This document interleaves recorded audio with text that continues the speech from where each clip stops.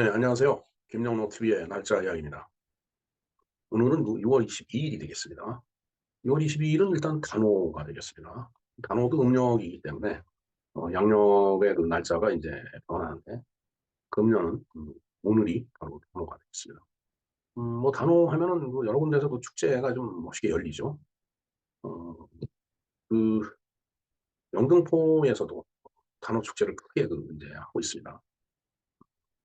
한번 시간을 내서 다녀가시는 것도 좋을 것 같다라는 말씀 우선 드립니다.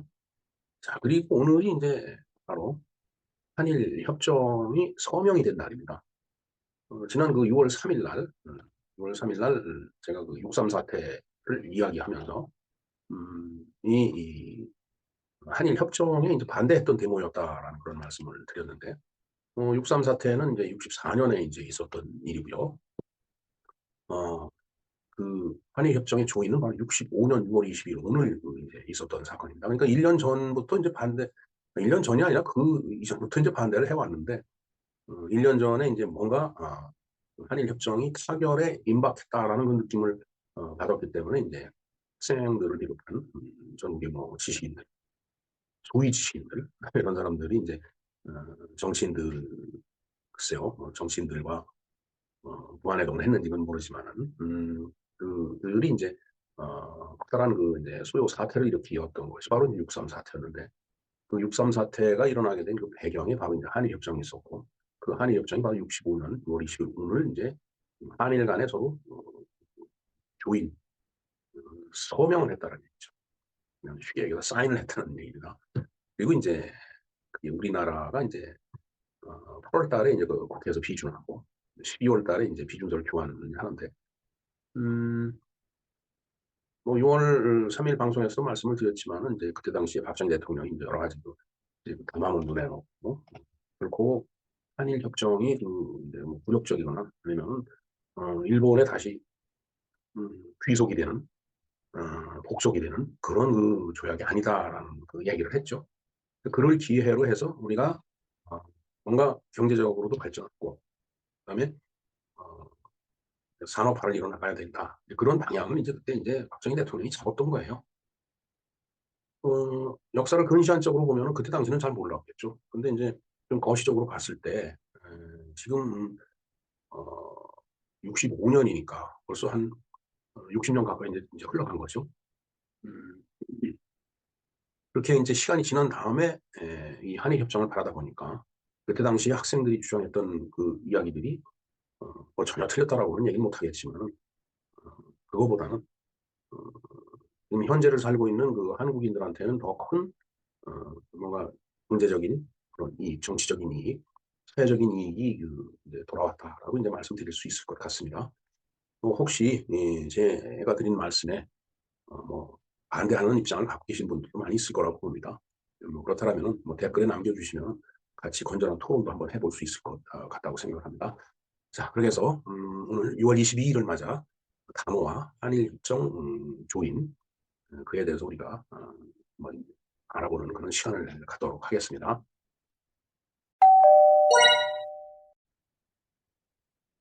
네, 단어에 대해서 한번 먼저 알아보겠습니다.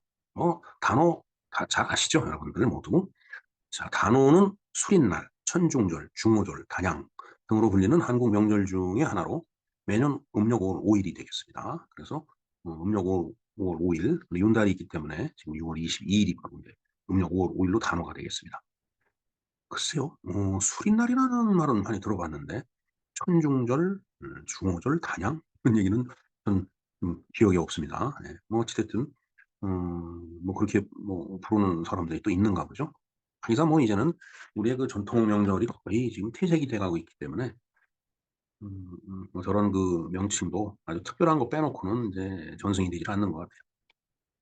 자, 두 번째 보겠습니다. 옛날에는 약초를 캐고 창포를 문에 꽂아두는 등의 행동으로 재해를 예방하기 위한 날이다. 그리고 한반도 남쪽에서는 추석을 매우 중요한 명절로 여겼는데 북쪽에서는 예로부터 단오를 음 추석에 버금가는 명절로 생각한다. 추수 네 뭐 추수로 뭐 그 무렵에 추수를 하니까 단오를 하여튼 그렇게 중요하게 생각했다라는 그런 얘기가 되겠습니다. 네, 눈물이 나도록 되게 즐겁게 뛰는 이모티콘이 있는데 아마 뭐 단오날 보면은 뭐 그렇죠. 그래도 제가 거주하는 데가 영등포인데 영등포에는 매년 단오 행사를 그래도 굉장히 큰 규모로 하고 있습니다.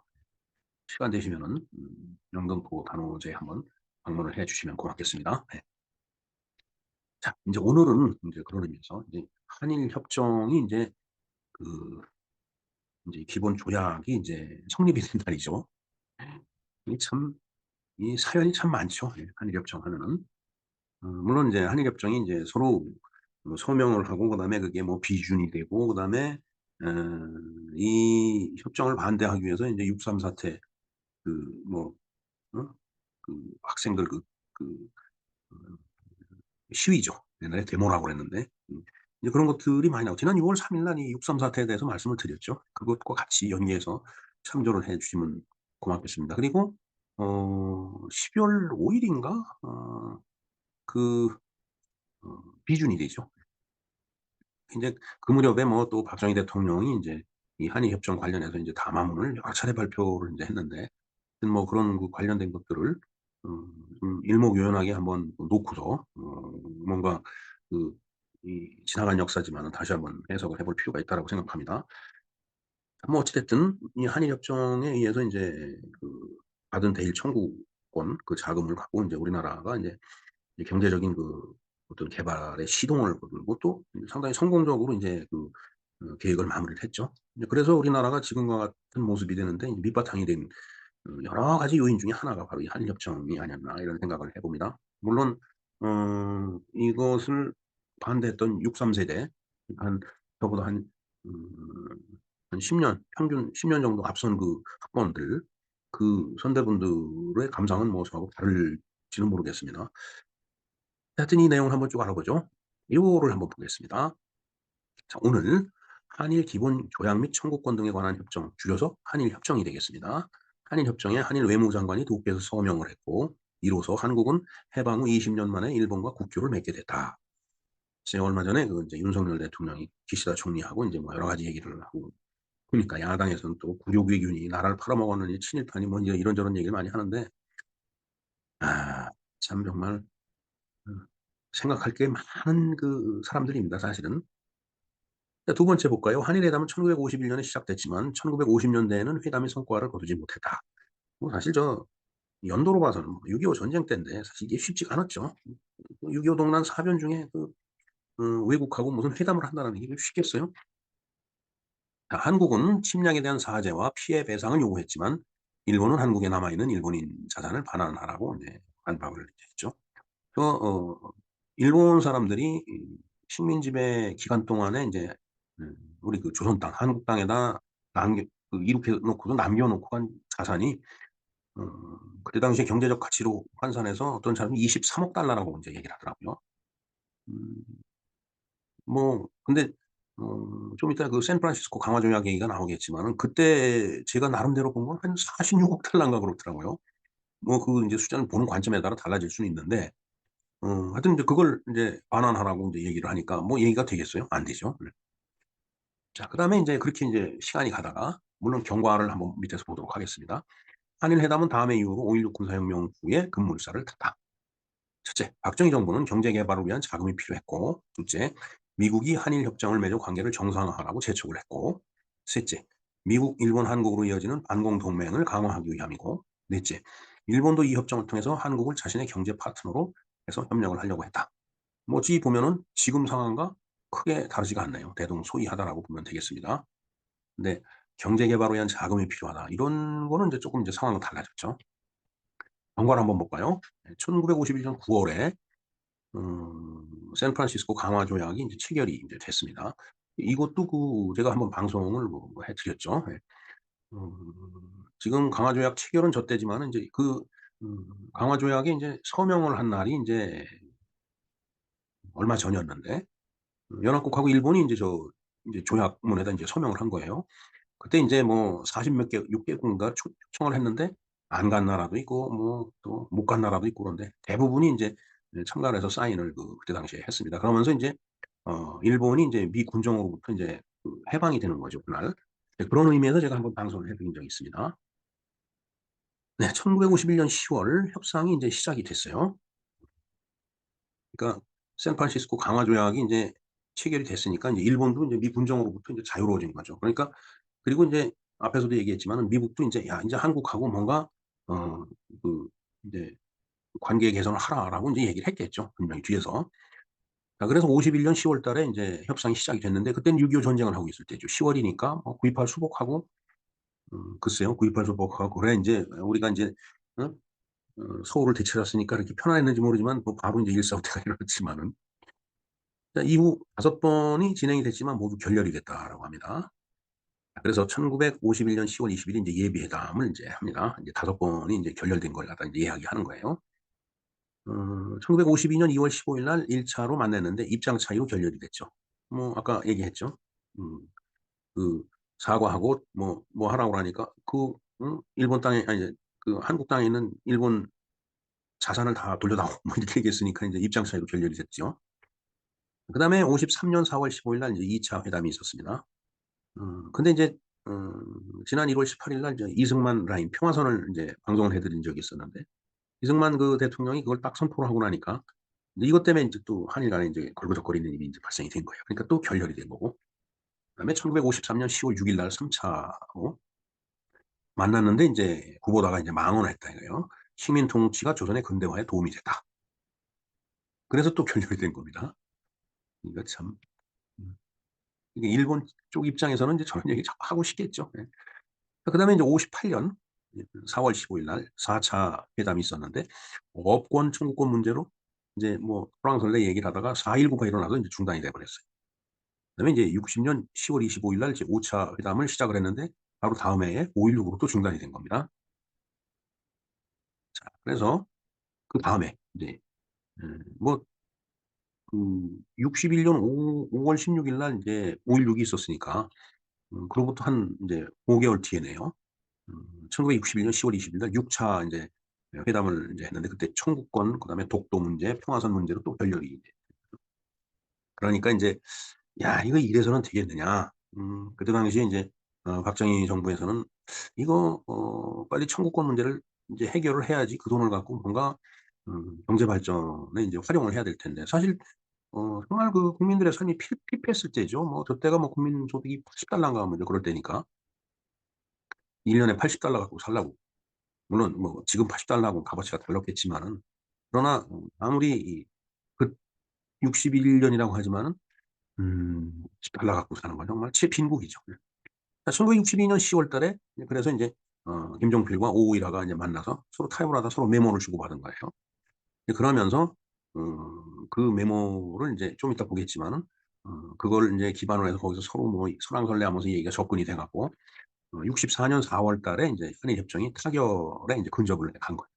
그러니까 바로 64년 6월 3일 날 6.3 사태가 인제 발생이 된 거죠. 그래서 인제 계엄령이 선포가 됐는데 지난 6월 3일 날 이 6.3 사태에 대해서 제가 방송을 해 드렸습니다. 참조를 좀 해 주시기 바랍니다. 그러면서 계엄령이 선포된 상태에서 65년 선포된 상태가 아니네요. 6.3 사태로 인제 진압을 하려고 하다 보니까 인제 계엄령이 선포가 됐던 거고 그다음에 65년 6월 22일 날 이제 바로 이제 오늘이 되겠습니다. 한일 협정 기본 조약에 인제 서로 조인 서명을 한 거예요. 그리고 나서 인제 65년 8월 14 일에 우리나라 국회에서 인제 비준이 됐습니다. 물론 뭐 그때 당시 야당은 뭐 반대를 했죠. 그리고 뭐 그러나 그때 이제 여대 야수였으니까 인제 그게 인제 비준이 된 겁니다. 그리고 1965년 12월 18일 날 한일 양국이 비준서를 인제 교환을 하게 됩니다. 아까 12월 5 일이라고 했는데 12월 18 일이네요. 네. 그 한일 협정 결과를 한번 보도록 하겠습니다. 첫 번째, 기본 조약에 의해서 한일 양국은 외교 영사 관계를 개선하고 한일 합병 및 그 이전에 양국 간에 체결된 모든 조약 및 협정이 무효임을 확인을 한다. 예. 뭐 저 말을 안 할 수는 없겠지만은 뭐 이미 다 지나간 일인데 무효라고 얘기한들 어 무효가 되는 건 아닌데 일단은 뭐 그렇게라도 해 놔야 되겠죠. 두 번째 볼까요? 예. 일본 측은 대한민국 정부가 한반도에 있어서 유일한 합법 정부임을 인정을 한다. 세 번째. 두 번째 굉장히 중요한 얘기입니다.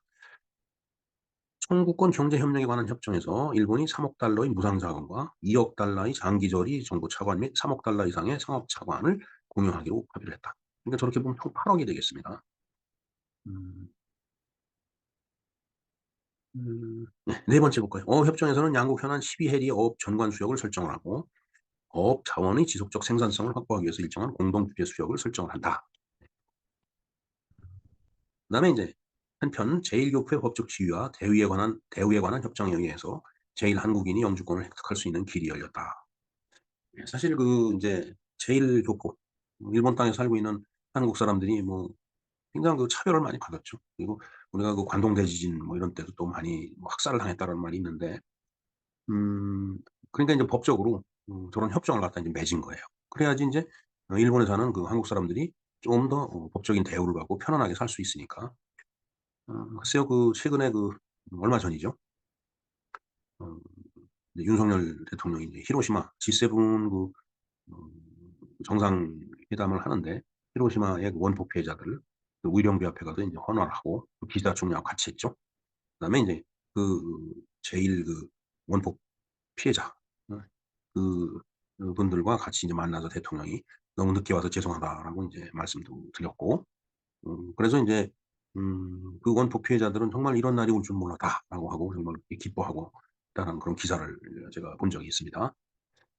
네, 여섯 번째 보겠습니다. 문화재 문화협력에 관한 협정을 통해 일제 통치 기간 동안 일본으로 유출된 다수의 문화재를 반환받을 수 있게 되었다. 예.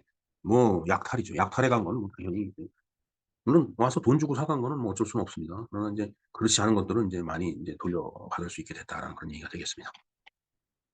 자, 물론 이게 인제 6.3 사태를 거치고 그다음에 인제 한일 협정에 이렇게 인제 서명을 하게 됐는데 그 자세한 얘기는 제가 작년 12월 18일 날 방송을 한 거네요. 한일 협정 비준석 교환. 이 영상에서 어 그 한일 협정 그 문 내용 그거를 인제 하나하나 쭉 설명을 해 드린 적이 있습니다. 제가 요 링크 요 어드레스를 영상 그 밑에 더보기 그 노트에 그 링크를 걸어 놓을 테니까 그 꼭 한번 일독을 해 주시기 바랍니다. 네. 예 이상 그 단호 그리고 한일 기본 조약, 한일 협정이죠. 그에 대해서 한번 공부를 해 봤습니다. 네 뭐 제가 말씀드리는 것 중에 좀 미흡한 내용이 많이 있을 겁니다.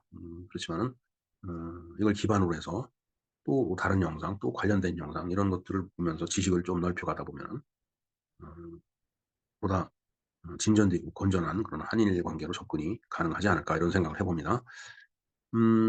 글쎄요. 뭐 또 제가 이런 말씀드리면 토착애구라고 뭐 얘기를 할지는 모르겠는데 전부터 보면은 뭐 우리나라 대통령이 일본을 가든 아니면 저쪽에선 누가 오든 뭐 꼭 매번 뭐 "사죄 말고 가라, 하라." 인제 이런 얘기를 이제 하는 걸 보고 '아니 이렇게 매번 만날 때마다 저런 사과를 하라고 얘기를 하고 또 사과를 할까?' 이런 생각을 했는데 음 글쎄요. 뭐 윤석열 대통령이 인제 통 크게 이렇게 그 양국 관계를 갖다 인제 정상화시켰는데 뭐 어찌 됐든 역사는 그 권력권에 서 있는 사람들에 의해서 쓰여져 나가는 겁니다. 뭐 제가 봤을 때는 뭐 굴욕외교요? 그건 뭐 말이 안 되고요. 하여튼 그 일본과의 협력을 하지 않고서 등지고서 이 "동북아에서 살아간다."라고 하는 것은 제가 봤을 때는 '합리적이지 못하다.'라는 말씀을 드립니다. 혹시 반대되는 분들은 뭐 싫어하시겠지만 어쩔 수 없습니다. 혹시 다른 의견이 있다라면은 뭐 댓글을 좀 남겨 주시면은 제가 참고를 하겠습니다. 네 이상 김영로 TV의 날짜 이야기였습니다. 감사합니다.